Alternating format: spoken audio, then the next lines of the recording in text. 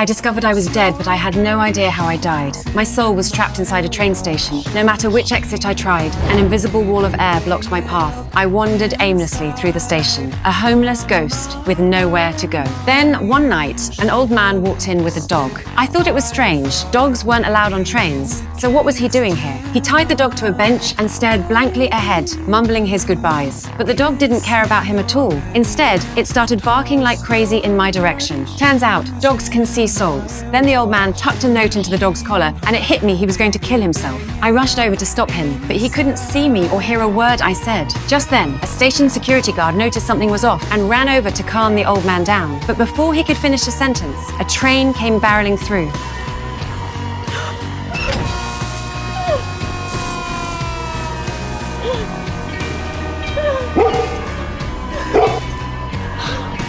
The police arrived shortly after and confirmed the old man was dead. The next day, the station was bustling as usual, as if last night's tragedy had never happened. I was doing what I always did, drifting around with no purpose. But as I passed a window, I spotted the old man from last night standing in the crowd. I knew right away he'd become a soul too. I hurried over to him, and this time, he could actually see me. I told him we were both souls now, both stuck in this station. I asked if he remembered anything from his life. Because I'd lost all my memories, I couldn't even remember my own name. But he wanted nothing to do with me. He walked straight toward an incoming train.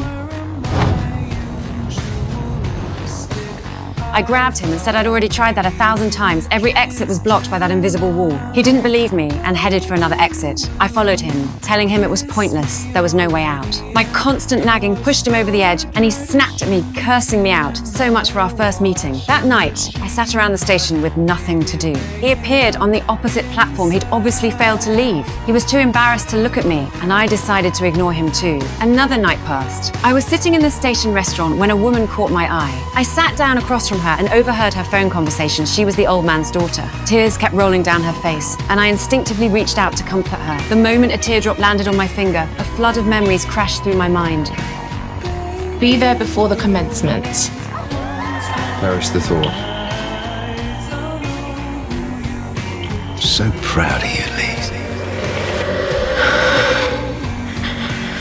I lost it and ran out of the restaurant. I remembered being happy when I was alive, but I still couldn't remember how I died. I had no one to talk to except the old man. He was the only one who could communicate with me. When he saw me, he awkwardly apologized for how he'd acted. I told him I didn't care. I understood how he felt anyone would struggle to accept being trapped here out of nowhere. We introduced ourselves and agreed we were both lucky